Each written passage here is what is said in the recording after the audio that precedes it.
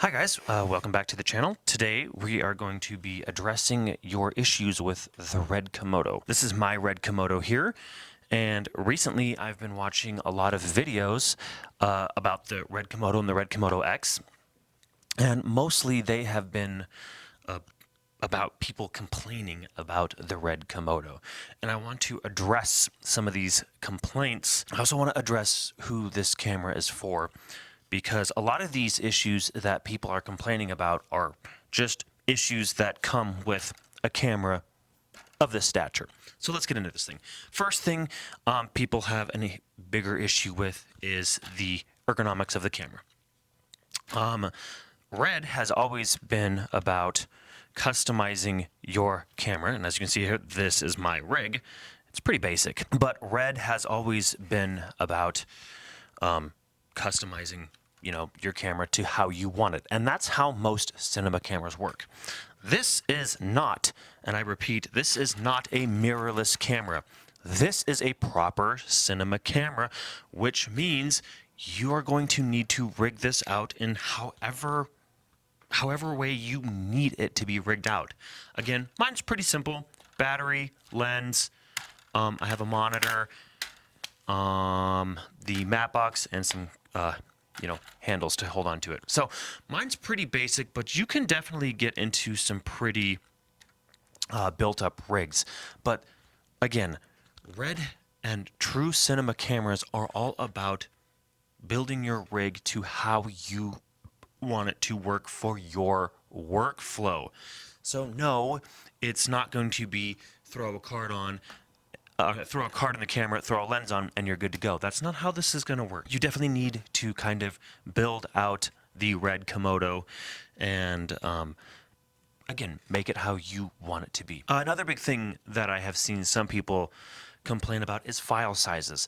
When you step up to a camera such as the red Komodo that shoots RAW, your file sizes are going to be really, really big. They are going to be like 2 or 3 times as big as a 4K 10-bit file. I don't understand why people are complaining about this. Now, yes, the file sizes are big, but in return, you get a really, really fantastic image. It is 100% worth it. Now, one thing that I will say, I don't have any, is get good cards. Get good cards for the camera, because if you don't, you will get dropped frames. You will have issues with the camera saying this is not approved media, that kind of thing. So yes, get good cards. I know that good fast cards for a camera like this are very, very expensive, but it matters in the long run. Let's talk about ND filters. Now, I know a lot of us have gotten used to cameras with built-in ND filters, and yes, some of the red cameras do have built-in ND filters, but the Komodo and the Komodo X do not have built-in ND filters. This is normal for a cinema camera. This is called a matte box. This thing on the front of my lens here, this is called a matte box.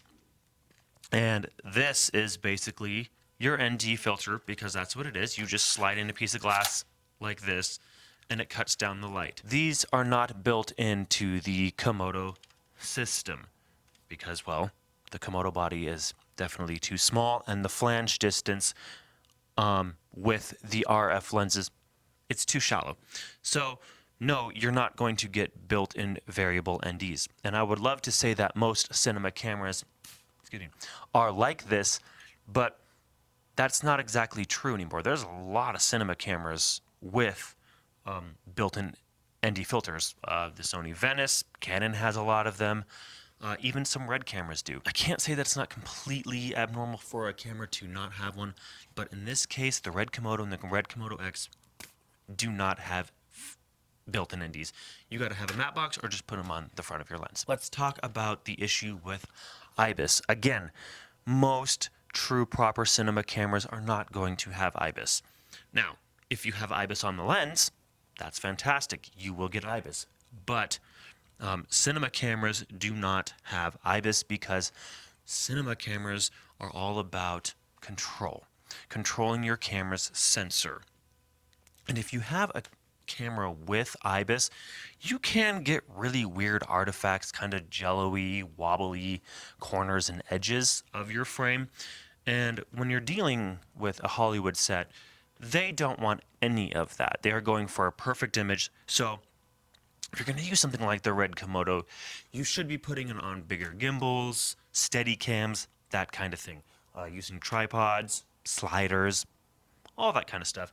You should be using with a camera like this. That's standard, and most people getting into this kind of a system, or just cinema cameras in general, understand that. Let's talk next about noise performance when it comes from the Red Komodo. Now, noise performance,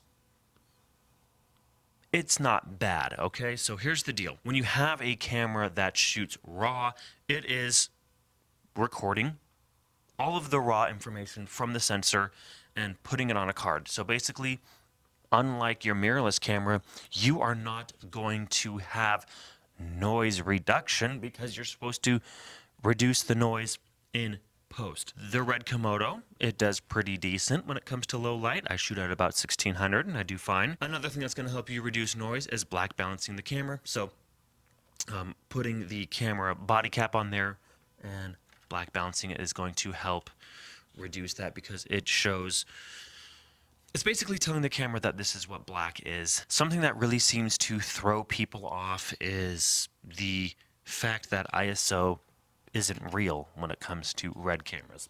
And this is true for most cameras that shoot RAW, like Red, Arri, Blackmagic.